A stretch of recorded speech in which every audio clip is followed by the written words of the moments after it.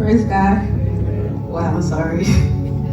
Well, so it was that on Sunday where I was supposed to be in church, but I actually went for my friend baby dedication.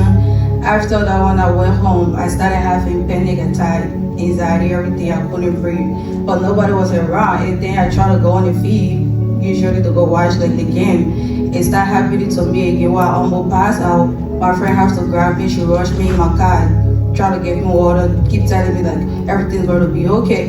I told her that I want to go home because I'm actually feeling good. So I went home, I tried to rest everything, wake up morning at 5 a.m., go to work.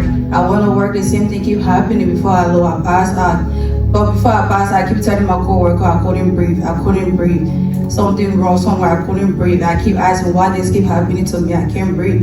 And she trying to bring water, all type of stuff to get rid of the drink. I tell her it's not about water, like I can't breathe right now. Before I know, I saw myself, I'm gonna go. While I was in the ambulance, I gave up, like, I couldn't breathe again. I started talking to the doctor, I told her I can't breathe and stuff, and I just passed out.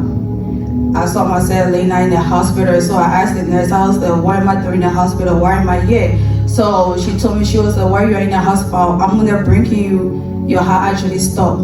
You actually went into shock, and she was talking about I'm a cardiac arrest. Like, I'm not a nurse, I'm not a doctor, I don't know about that. So what she was telling me, I was just on the bed like crying and stuff. I was like, what do you mean by that? She was like, oh, we'll be back.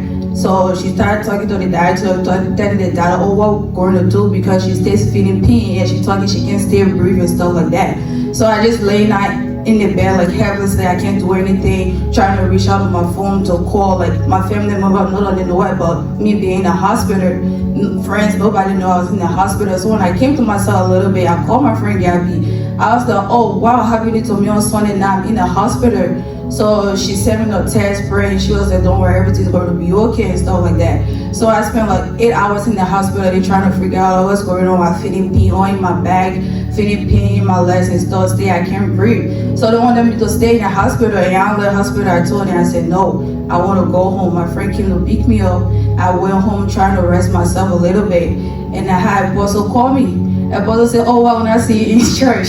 So I told Apostle what was going on. He told me to grab 2 bottles of water. He prayed over the water, everything. And I had him give me the time. He said, by 7 o'clock, you're going to gain your strength, everything. But I didn't tell him the whole story, what was going on with me. But I just told him I don't have strength. I just got out of the hospital. So he prayed over the water. He said, by 7 o'clock, you're going to gain your strength back. Everything's going to be okay.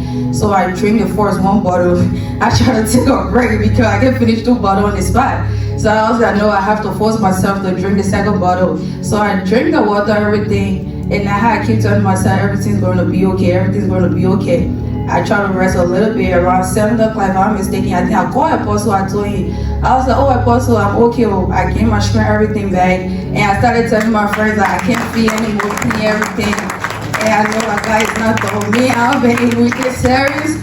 But for what happened to me on Monday, I promise I'll try my best to be in service all the time.